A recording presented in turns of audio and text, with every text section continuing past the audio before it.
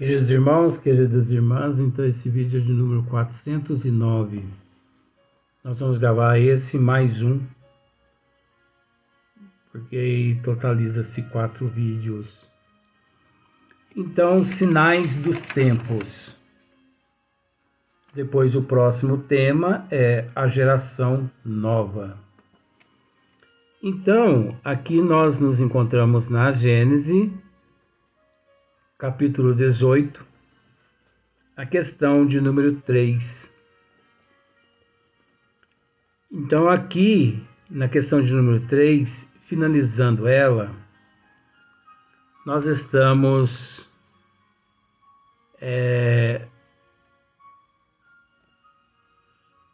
aqui, deixa eu ver, reencontrei aqui. Em vez de eu marcar, eu não marco, eu esqueço.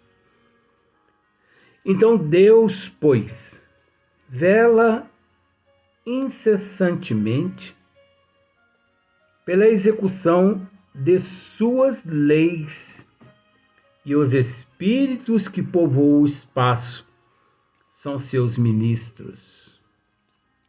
Já tratamos desse assunto no vídeo anterior. Encarregados de atender aos pormenores, dentro de atribuições que correspondem ao grau de adiantamento que tenham alcançado. Isso é muito profundo. Eu confesso a você que nos falta, no nosso vocabulário, nos falta termos condizentes a esse assunto. Nos falta, sim,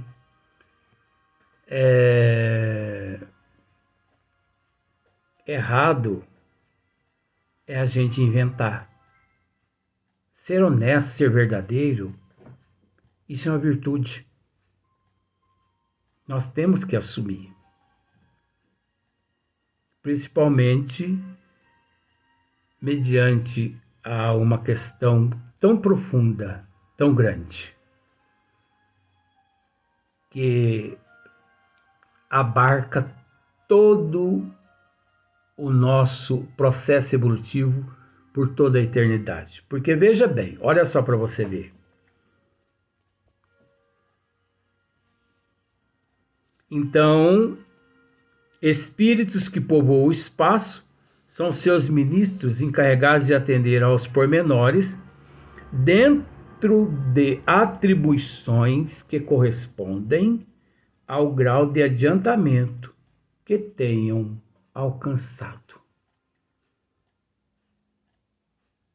Nosso Senhor Jesus Cristo, eu vou dar uma pinceladazinha aqui.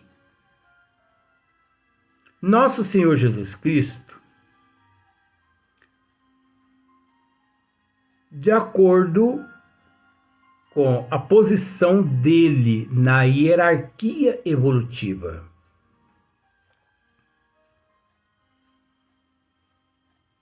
a inteligência suprema, a causa primeira de todas as coisas, lhe concede recursos para que ele haja de acordo com o nível evolutivo dele no auxílio a todos os seres que o Pai lhe confia. Agora, isso não só nosso Senhor Jesus Cristo. Desde um átomo até um arcanjo, Deus concede a todos o direito do progresso, o direito da evolução, através do trabalho incessante, o trabalho ininterrupto.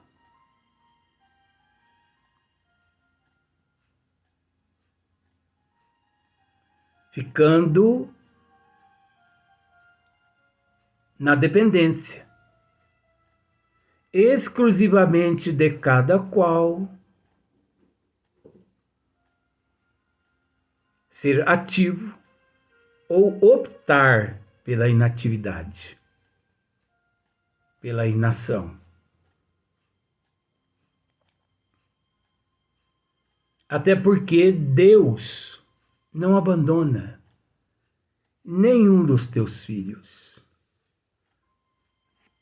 Até mesmo aqueles seres que no mineral, no vegetal, no animal, enfim, fazendo-se parte da criação de Deus, tudo por Ele é assistido ininterruptamente, constantemente, por toda a eternidade. Só que nós carecemos de dias melhores. A nossa evolução não depende de Deus. Deixar a situação que nós nos encontramos não depende de Deus. Ser melhor ou ser pior não depende de Deus. Ser melhor ou ser pior não afeta Deus em nada, a não ser a nós mesmos. Nós somos os beneficiados, nós somos os lesados toda vez que infringimos as suas leis. Muitas pessoas têm o hábito de pedir perdão a Deus. Mas, com todo respeito, por que pedir perdão a Deus? Se Deus é inatingível, nós não temos acesso a Deus a não ser toda vez que praticamos a lei do amor. Veja bem, toda vez que nós praticamos a lei do amor, toda vez que nós oramos com fervor, com amor, toda vez que nós rogamos ao Criador, nós o alcançamos. Haja com amor, que você o alcança.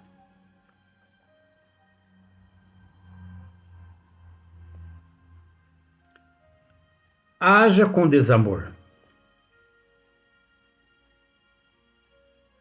Nós não saímos de nós mesmos. Então o prejuízo é de quem? Não é de Deus. Então nós não temos que pedir perdão a Deus.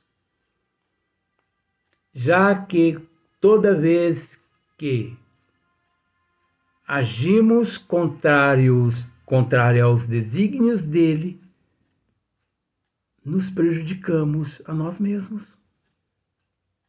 Prejudicamos a nós mesmos. Então, devemos, no muito, pedir perdão a nós mesmos. Peço-me perdão pelas minhas fraquezas.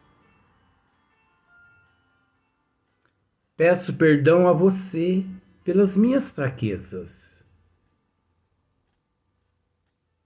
Agora você me perdoa? Não. Então o problema já passa a ser teu. Espera lá. Porque as leis divinas nos diz que existe três, vamos usar três condições. Toda vez que nós cometemos um erro, primeiro, nós devemos nos arrepender. Depois, a segunda, pedir perdão àqueles que nós prejudicamos. A terceira, reparar o erro. Isso é lei. Reconhecer, pedir e reparar. É lei de Deus. Isso não é lei do homem. A doutrina dos Espíritos assim nos esclarece. E se você buscar o livro O Céu e o Inferno, de Allan Kardec, Código Penal das Vidas Futuras, capítulo 7º, você vai entender, se você ler aquele capítulo inteiro com os olhos da alma, entenda bem, com todo respeito, você vai entender que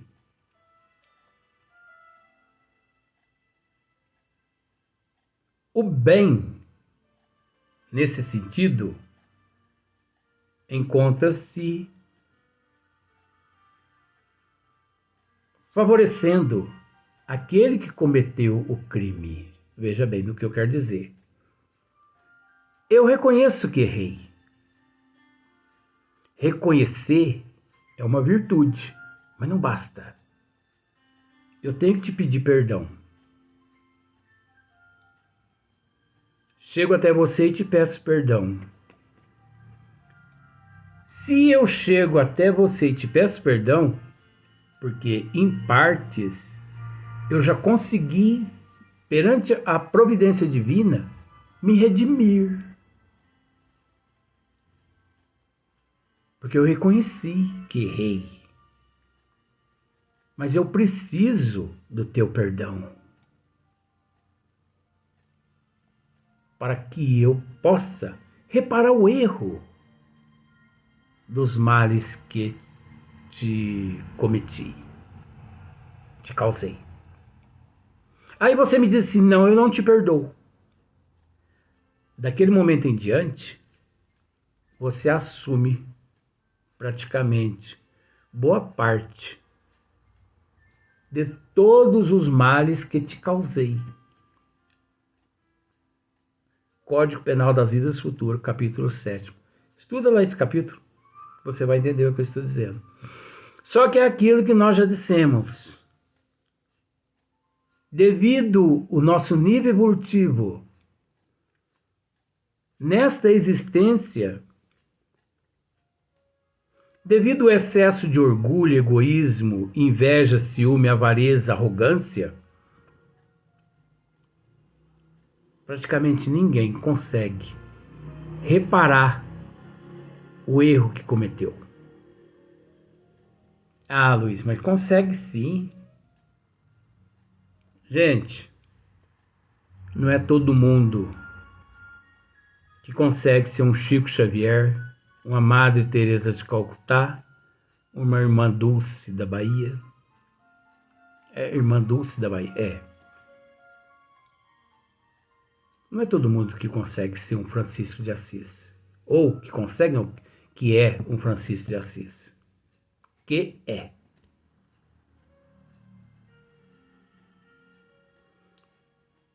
Já tecemos comentários a respeito dessa situação, mas vejamos. A pessoa pega, ele mata um da tua família. Veja bem que isso é um estudo, só para você entender, com todo respeito, onde nós queremos chegar. Uma pessoa mata um da tua família. Tá bom. Ele vai preso, não é? Fica preso há 20 anos, vamos pensar assim.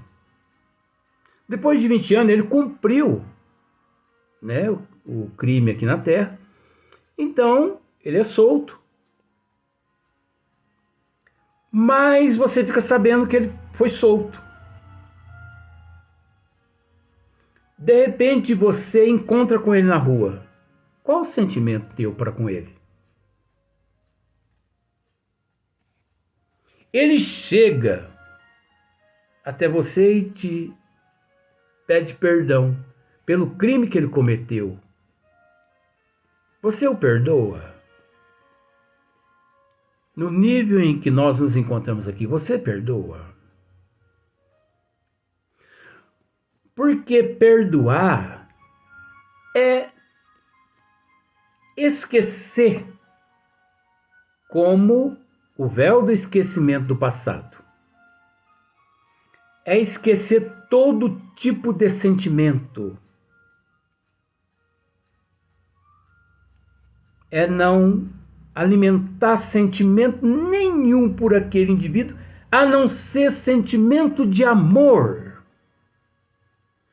Você consegue amar aquele indivíduo ali como você ama teu filho ou tua filha, que você amamentou.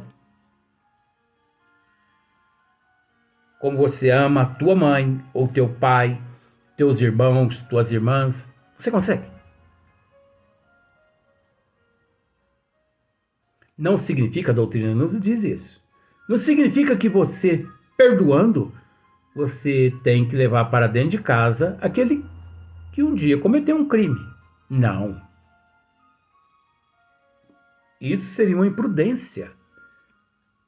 Agir dessa forma. Ah, eu te perdoo, vamos morar comigo, vamos lá para dentro da minha casa. Isso é imprudência. Isso é contra os desígnios das leis de Deus. Mas vamos pensar da seguinte forma.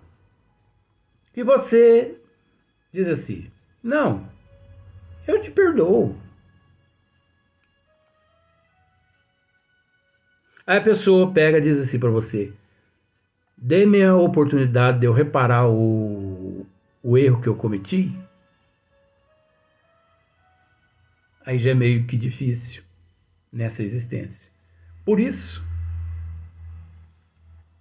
a reencarnação é lei de Deus. Quando aquele indivíduo só conseguirá reparar os erros que cometeu no seio daquela família, na próxima existência, reencarnando na condição de um filho ou de um pai daquele ou daquela que ele cometeu, né, aquele crime. Porque veja bem, eu sou a prova disso. Posso dizer isso. Eu me lembro quando eu tinha 9 anos de idade. Hoje estou com 54. Eu não tenho vergonha de dizer idade. Por que essa vergonha do quê? Tem pessoas que ficam mascarando a situação. Ah, eu não gosto de dizer minha idade. Por que não gosta? Eu respeito quem não gosta também. Quando eu tinha 9 anos de idade, quando eu tinha 10 anos de idade, uma menina, não vou dizer nome, é lógico, uma menina cometeu um furto próximo onde eu morava, né? A minha família, minha família, nós morávamos. Uma menina de um outro bairro cometeu um furto numa casa ao lado da casa onde nós morávamos. O que eu tenho com isso? Nada, né? Mas acontece que eu tinha 10 anos. Essa menina tinha 9 anos. É interessante que eu, com 54 anos hoje, toda vez que eu deparo com essa moça, essa mulher, porque hoje ela já é uma mulher também, né? Uma senhora, eu só tenho 54, ela vai ter o quê? Ela vai ter 53 anos, não é? Mas é engraçado que toda vez que eu a vejo na rua, eu me lembro daquele crime que ela cometeu. É preciso entender que toda vez que eu recordo daquele crime que ela cometeu, eu estou automaticamente julgando-a e ao mesmo tempo me afundando. Porque Jesus mesmo nos disse, há 2000 anos atrás, aqueles que estiverem sem nenhum pecado, atira a primeira pedra. Agora, será que eu sou perfeito? Que nenhum pecado tenho? Carrego? Para julgá-la? Luiz, mas você não a julga. Julgo. Você, toda vez que vê a pessoa, vem à sua mente o ato que a pessoa cometeu. O que você tem com isso? Mas acontece que é a imperfeição nossa, né? É o primitivismo. Então, com todo respeito, Chico Xavier, Madre Teresa, Irmã Dulce. Agora veja bem, gente, eu não estou generalizando. Eu posso dizer para você que em 100% da humanidade, 1% não julga quando depara com a pessoa, mas 99% julga. E o julgamento está na questão de você se lembrar daquele momento. Porque é interessante, toda vez que eu a vejo, me vem na mente aquele momento que ela assaltou a casa próxima à minha casa. O que eu tenho com isso? Não chega os testes que eu já nele me encontro? Não chega as pancadas que eu já enfrento, aguento? E eu ainda tenho que ficar alimentando esses pensamentos vivido quando eu tinha 10 anos de idade? Então, perdoar e dar a outra pessoa a oportunidade de reparar o erro, no nível que nós nos encontramos, isso é para seres do nível de Chico Xavier. Porque ao pensar na pessoa,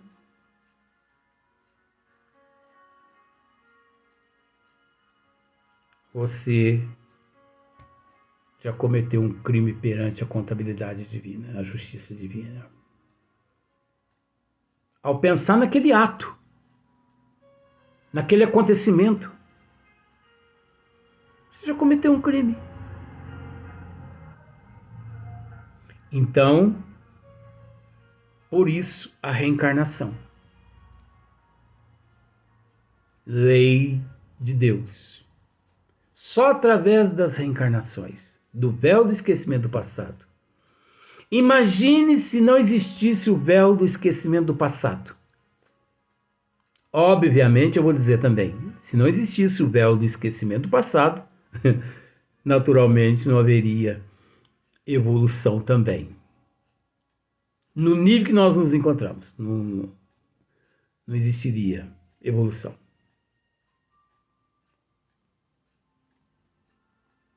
Porque é um nível evolutivo. Então vamos para o próximo vídeo, que será o último vídeo de hoje.